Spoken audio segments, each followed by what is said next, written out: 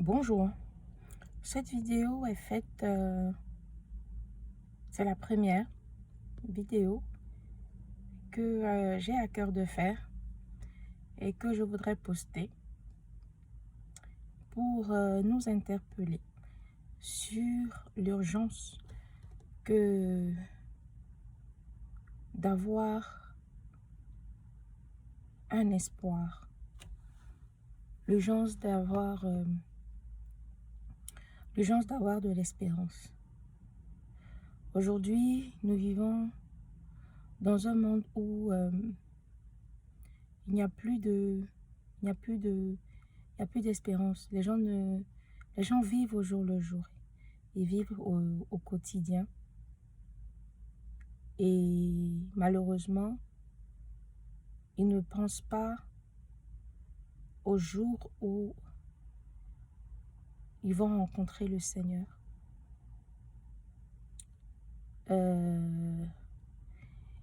Et cette rencontre-là, elle est obligatoire pour toute personne qui est née. Toute personne rencontrera le Seigneur un jour et devra rendre compte à Dieu de son passage sur la terre. Il vaut mieux pour toi et pour moi que ce compte rendu, ce bilan du passage sur la terre soit positif. Alors, il peut être positif selon toi parce que tu as atteint tes objectifs, tu as atteint tout ce que tu voulais faire. Tu t'es marié, tu as eu des enfants, tu as eu un bon travail, tu as eu une belle maison, tu as eu quasiment tout. Bon, après, tu continues de rechercher, tu continues de t'améliorer, mais sinon, tout semble bien, tout semble bon dans ta vie, donc tu penses que ça va, le bilan sera positif. Ok. Aussi,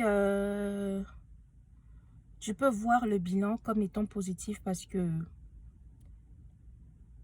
toute ta vie, sinon un bon moment de ta vie, sinon la bonne moitié de ta vie, pour l'instant, que tu sois jeune, trentenaire, quarantaine, ou cinquantaine, soixantaine, ou 20 ans, tu penses que tu fais du bien aux autres, ou mieux que tu passes du temps à, à aider les autres d'une manière ou d'une autre, que tu t'investis pour les malades, que tu t'investis pour les sans-abri, que tu t'investis, tu donnes de ton temps, de ton argent pour des personnes qui sont dans le besoin, qui ont faim, qui ont soif. C'est une très bonne chose aussi.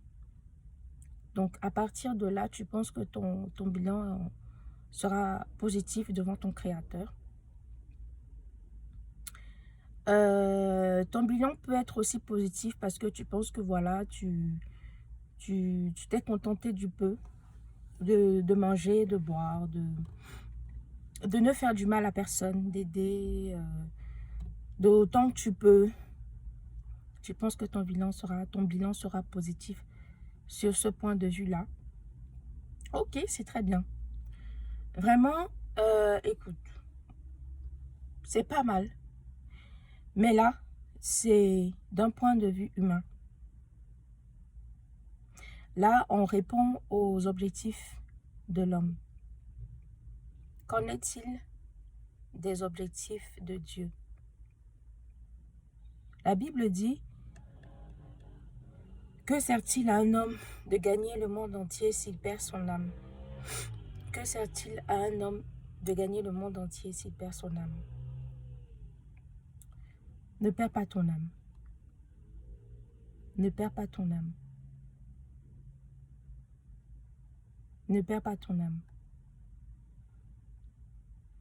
Tout ce que tu as fait jusqu'à présent, c'est pour ta chair, c'est pour ton corps.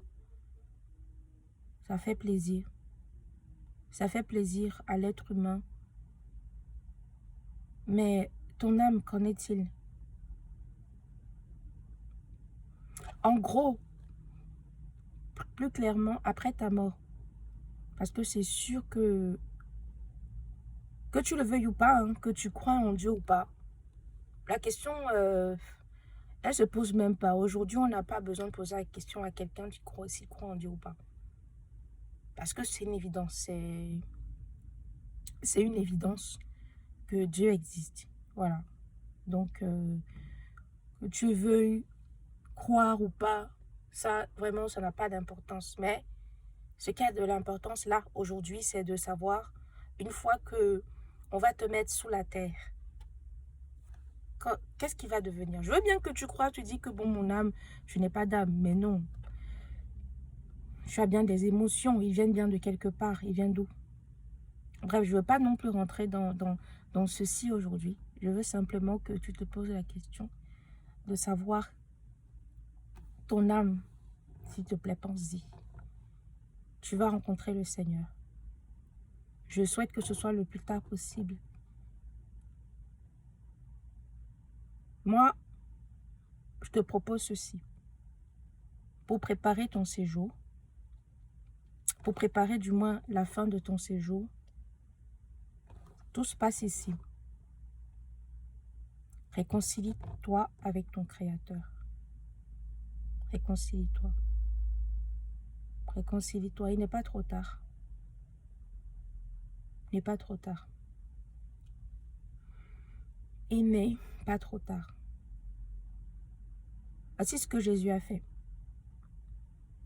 Dieu, il t'a aimé. Avant que tu ne naisses, il t'aimait déjà. Il t'aimait déjà parce qu'il sait tout. Il sait toutes choses. Il savait exactement à quel moment tu allais naître, dans quelle famille, dans quel pays, dans quelle ville, dans quel hôpital, dans quel endroit, dans quelle maison. Il savait tout. Et il savait même, dans toute sa puissance, il sait toutes choses. Et il y a longtemps, pour faire court, il a préparé ton salut pour que tu sois toujours auprès de lui. Il a fait ceci. Il s'est dit, moi, je vais me faire homme et puis je vais aller récupérer, je vais aller sauver cette femme, ton nom, tu dis ton nom, ou cet homme, ou cet enfant, ce jeune homme, cette jeune femme. Je vais faire comme lui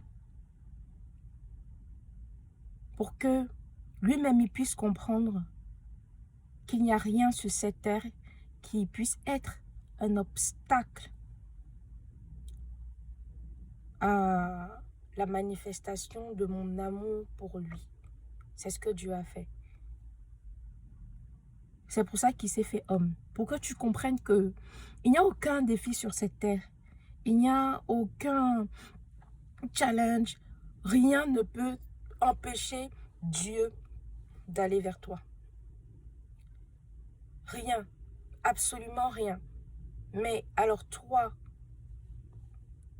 Dieu est là devant toi. Que fais-tu? C'est ça la question que je te pose. Que fais-tu?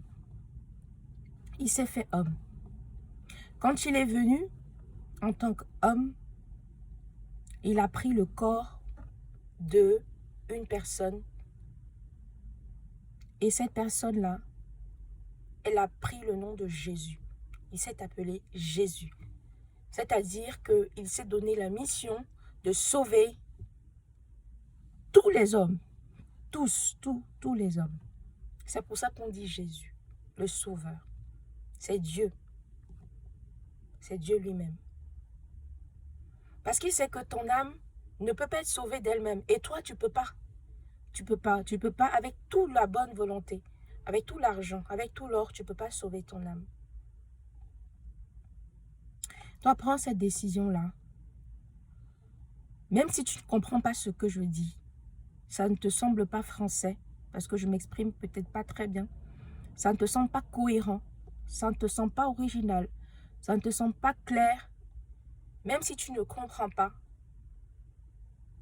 demande-lui à cette personne-là dont tu as entendu parler depuis que tu es petit, depuis que tu existes sur cette terre. Demande-lui, Seigneur, que veux-tu que je fasse? Quelle est la raison pour laquelle je dois te connaître? Il va te le dire. Parce que je t'assure, cette rencontre-là, elle est faite pour tout le monde. Et tu vas devoir rendre compte. Peut-être je ne suis pas la première personne qui te parle de Jésus, le Sauveur, ton Sauveur. Cette personne-là qui est envoyée pour te sauver. Peut-être je ne suis pas cette personne-là. Mais sache qu'il est, il est là. Il est là aujourd'hui. Il m'a utilisé pour te parler. S'il te plaît, ne gâche pas cette opportunité-là. Il veut sauver ton âme. Il veut que ton âme soit avec lui pour toujours.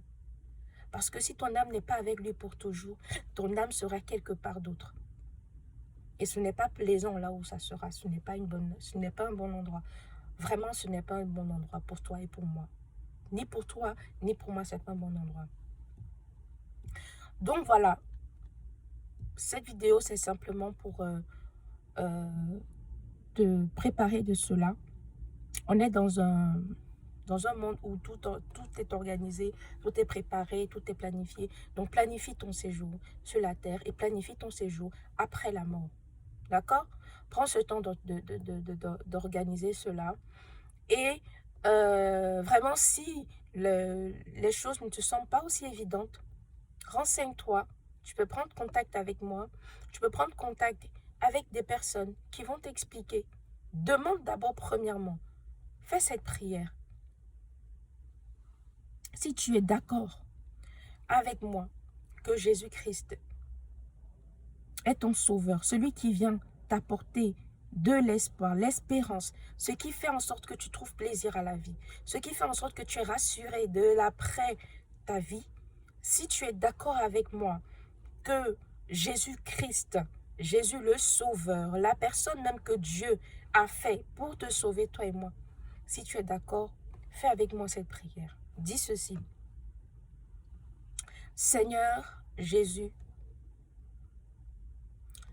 merci d'être mon sauveur.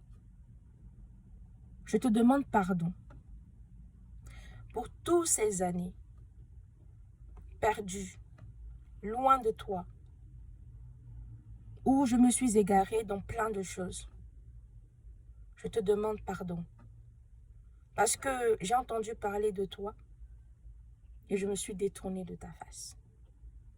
Maintenant, je m'engage, Seigneur Jésus, à marcher avec toi, à faire de toi mon Seigneur, mon Sauveur personnel. Amen. Amen. Si tu as fait cette prière avec moi, crois-le, Jésus est là avec toi. Tu marches avec lui main dans la main et vous allez parcourir le reste de ta terre, de ta présence sur la terre ensemble. Et après la mort sur cette terre, tu vivras avec lui pour l'éternité. Maintenant, si tu te poses encore des questions, pour toi qui te poses encore des questions, demande-lui. Jésus est vivant. Il est présent. Demande-lui. Pose-lui la question. Demande-lui, Seigneur, où es-tu? Pose-lui la question. Je veux répondre. Pose-lui autant de questions que tu veux. Et il va envoyer des personnes pour te répondre. Mais s'il te plaît, ne prends pas ton temps. Ne cherche pas à développer, à philosopher. Les choses sont claires. Tu le sais très bien au fond de toi que tu as besoin de Jésus. Tu as besoin du Sauveur. De cette personne-là qui sur cette terre-là va t'apporter la paix de ton âme. Cette paix-là que personne, rien ne donne, ni les vêtements, ni la nourriture, ni l'homme, ni la femme. Rien, absolument rien ne peut te procurer cette paix-là. C'est Jésus qui te la donne. Fais-en l'expérience. Fais-en l'expérience. D'accord? Je reviendrai peut-être avec quelques vidéos pour élaborer un peu plus la question. Mais dès aujourd'hui, pense-y. la rencontre avec ton Seigneur.